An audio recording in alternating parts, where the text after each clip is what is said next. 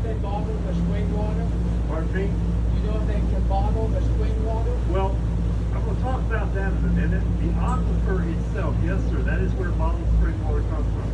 It's from the Florida aquifer. They do not bottle the water of this spring. It is too polluted.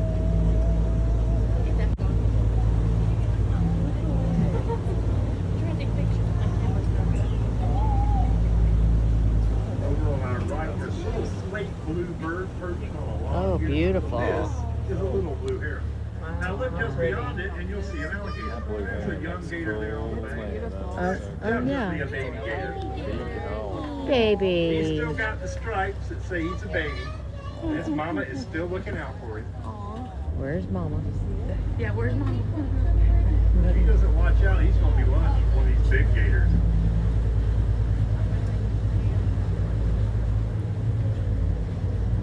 Alligator over there made of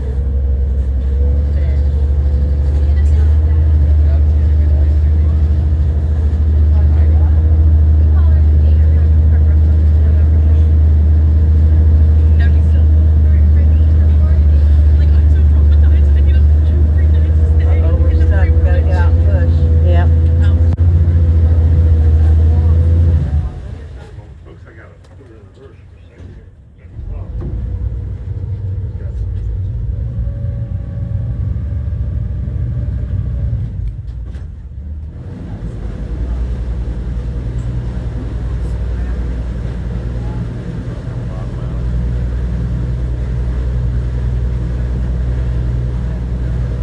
Big old gator in there. Oh, wow. He's up in the slough. I hope to see some good sized gators. Like that big fella there. Woo.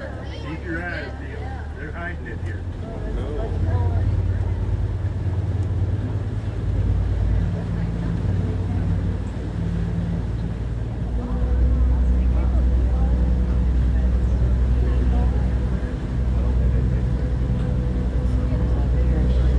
You can see them all.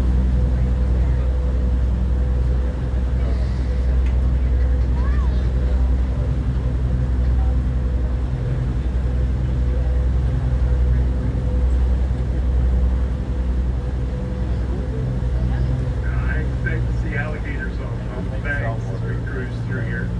This is another one of those back channels that includes mama gator. I hope to see baby gators in here.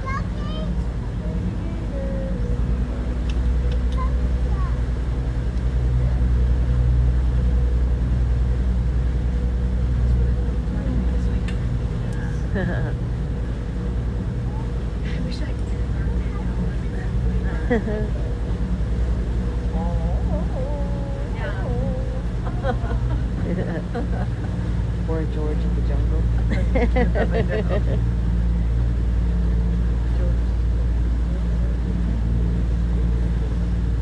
Watch out for that tree.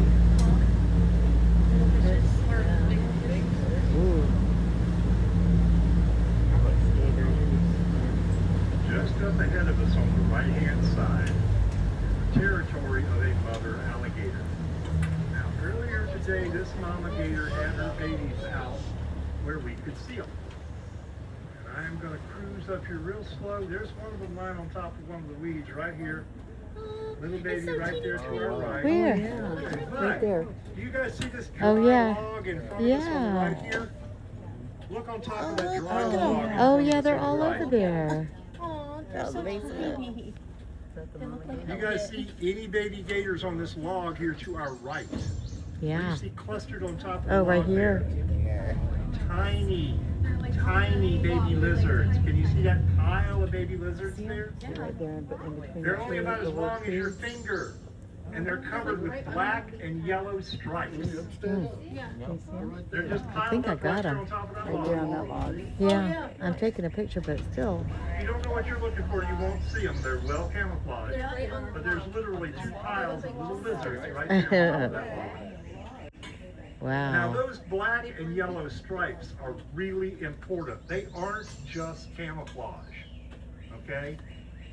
Mama gator reads those stripes like a barcode. She is programmed by nature to respond to those stripes.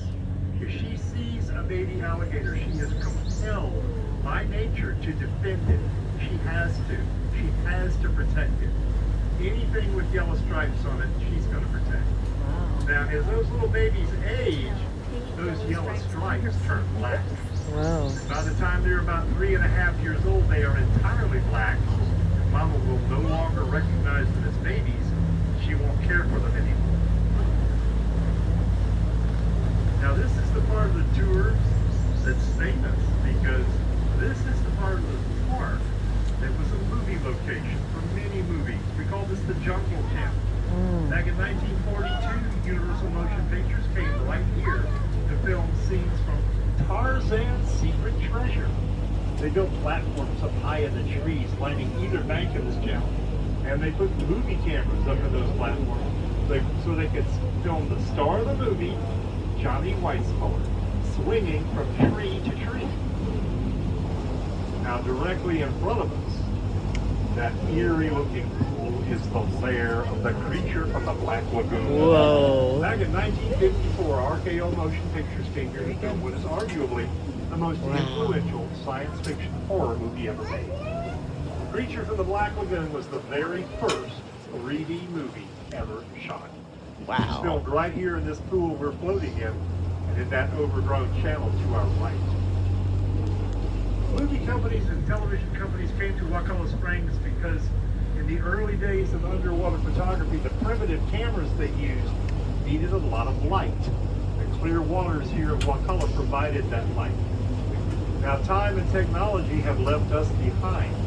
You all have cell phones that will take much better pictures than those old cameras could. And you can put your cell phones in a plastic box and take better underwater pictures anywhere. You don't have to go to Wakulla Springs.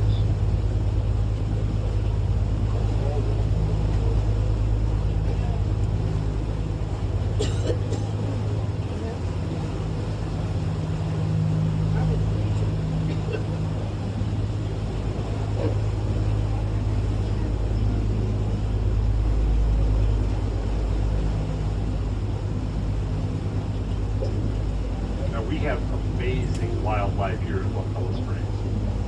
We have some pretty cool history, but we also have some very interesting science and geology. Like, where is all this water coming from? The water that we're floating on comes from a huge underground river that we call the Florida Aquifer. It flows from North Georgia to South Florida and provides us Floridians with all of our drinking water.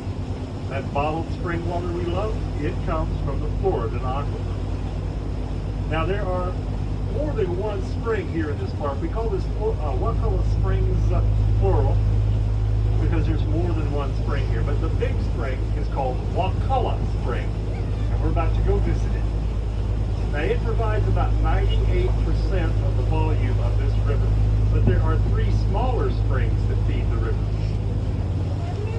In front of us, there's a T-intersection. There's a channel coming from the left from Wakulla Springs, and a channel coming from the right from Sally Ford Spring. If you look off the right side of the boat, you might notice that the water on the right side of the boat is much clearer than the water on the left side of the boat. Why is that? Well, just a quarter of a mile up this little creek on our right lies tiny Sally Ward Spring. It is fed only by the deep, pure Florida Aquifer. And if you look to the right there, you will see the clear waters of the Florida Aquifer. They're still here.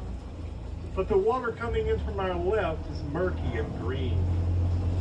That's coming from Wakulla Spring, and that's our fault.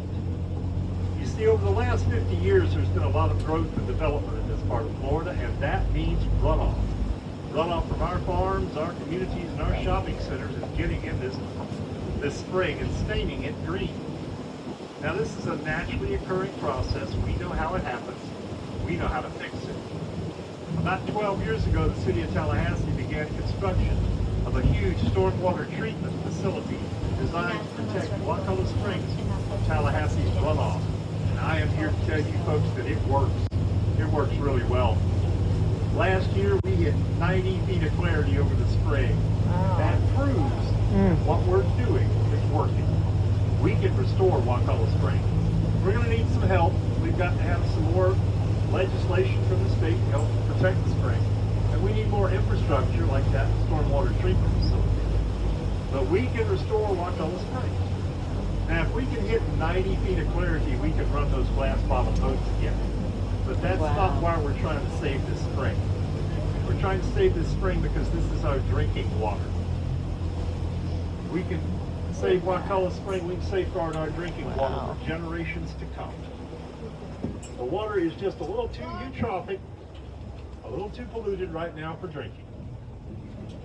Now we're floating in about 40 feet of water right now. We're over a huge sinkhole. Thousands of years ago on this spot, a giant cave collapsed. The ceiling fell in, leaving behind this big hole. And for thousands more years, it was just a hole. But after the last ice age, the water table in Florida rose, and this sinkhole became a flowing spring. Today, it is the largest in the world. Pumps out over 400,000 gallons of water a minute, and it's over 125 feet deep. Wow. Now we're at about 90 feet of water right now. You can stand this boat on end 3 times and not reach the bottom of the spring here. We're at about 125 feet of water right now. Directly beneath us, there's a huge cavern. That's where all the water's coming from. Divers have mapped over 50 miles of the cave system here. Some of the deepest cave dives on record took place here, and the longest cave dive ever took place here. If you want to see an incredible documentary of the original dive, just Google Wakulla Springs, National Geographic. Up on the hill there, you will see the lodge built back in 1937 by Edward Ball. Now, in his day, Edward was one of the richest men in America and probably the most powerful man in Whoa, he's Florida. a big one. And he built the lodge to show off his wealth and power. He spared no expense in its construction. He imported artisans from all over the world to do the work. The building is an amazing example of Art Deco opulence. If you haven't visited the lodge, it is a great way to top off your tour at Wakulla. It has an excellent ice cream parlor. And I understand it has a pretty good restaurant too. Another turtle flying by. Now, Ed Ball was rich enough to have things just the way he liked them. He never permitted any hunting, any fishing, any boating, or even any hiking here at Wakulla. For that reason, this is probably the wildest and most scenic nature preserve that remains in Florida. There's a cormorant giving us a chance for a last nature photo there at the end of the dock. It's panting like a bird to control its temperature, or fighting like a dog, excuse me. Yes, panting like a bird. Oh, wow. Yeah. I hope that you all enjoyed this trip, but most importantly, I hope you'll want to come back and do this again. I gotta ask you to return to your seats at this time, folks. Please keep your arms, your hands, your fingers, your toes, and your small children inside the boat.